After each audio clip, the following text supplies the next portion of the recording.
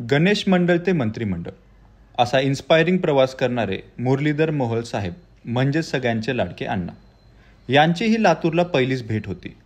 म्हणून आम्ही कवेकर परिवाराने ठरवलं की लातूरकरांतर्फे त्यांचा एक जोरदार स्वागत तर झालाच पाहिजे आणि आम्ही सगळे लागलो कामाला.